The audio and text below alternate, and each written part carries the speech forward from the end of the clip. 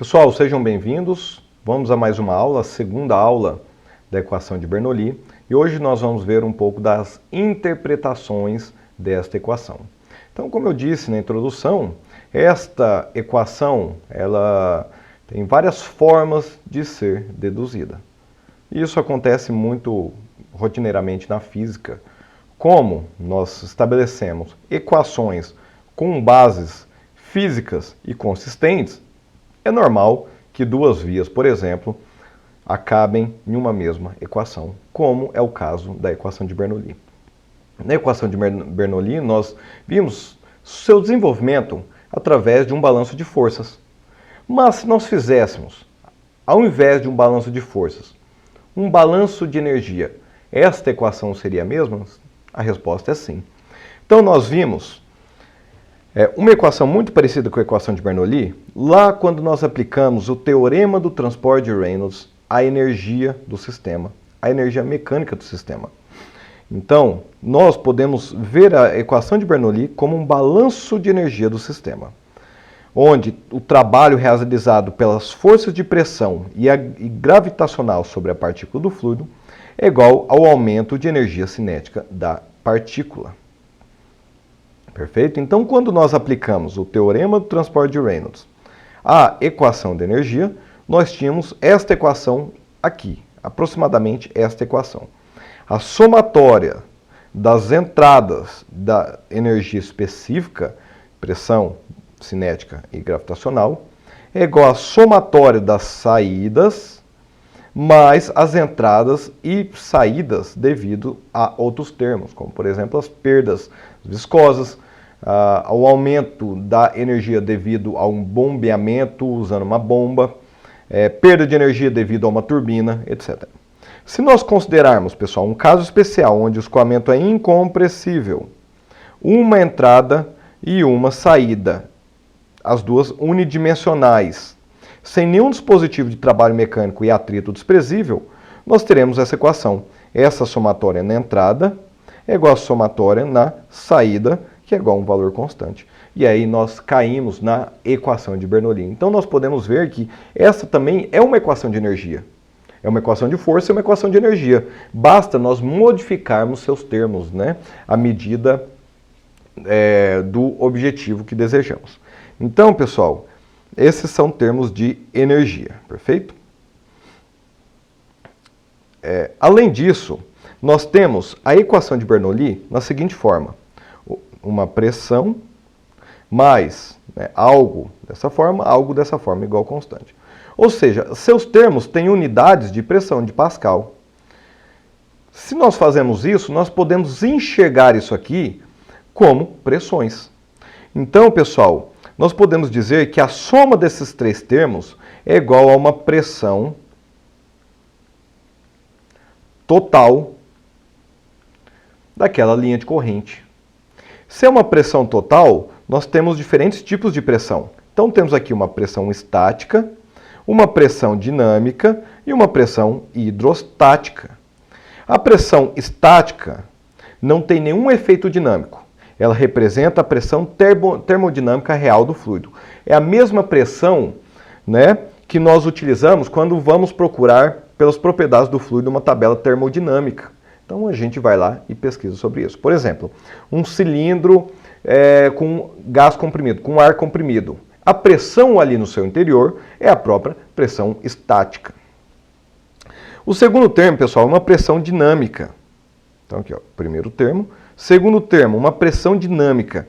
Representa o aumento de pressão quando o fluido em movimento é parado isentropicamente.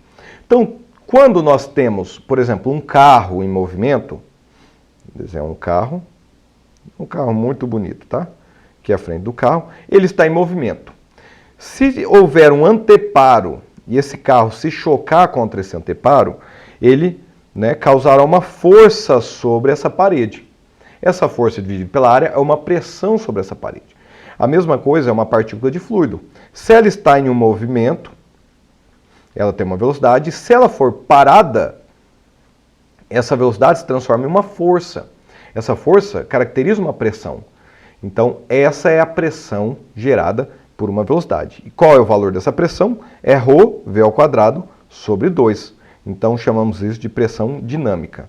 E por último, a pressão hidrostática, que é uma pressão não é em sentido real, pois seu valor depende do nível de referência selecionado, considerando os efeitos de elevação, ou seja, do peso do fluido na pressão. Então, essa é uma pressão que leva em consideração a altura dessa partícula, se está mais alta, se está mais baixa. Quanto mais alta, maior é a capacidade dessa partícula estabelecer uma alta pressão sobre o sistema. Perfeito, pessoal? Então, nós podemos enxergar isso aqui como uma soma de pressões.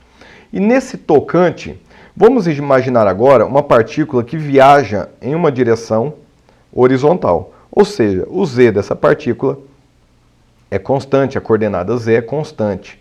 Se a coordenada Z é constante, a soma pode ser dada simplesmente como a pressão estática mais a pressão dinâmica.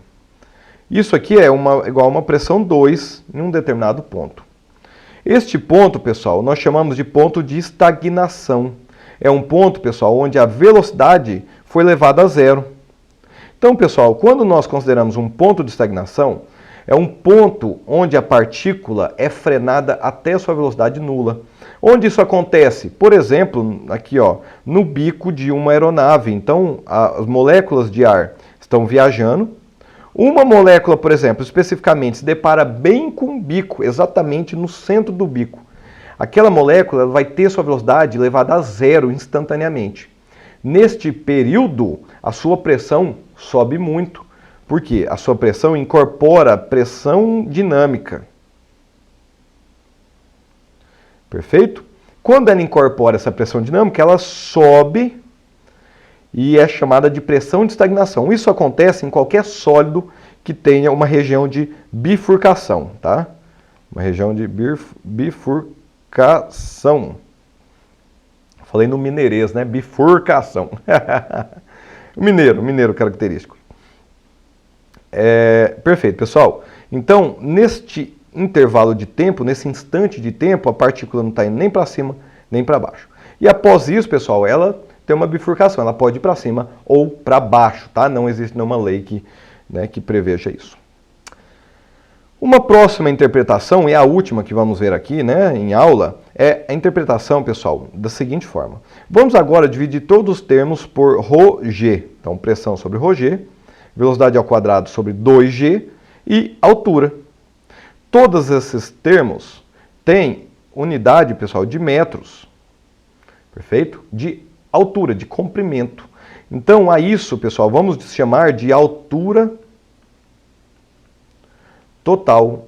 Então, agora interpretamos essa equação como uma soma de alturas.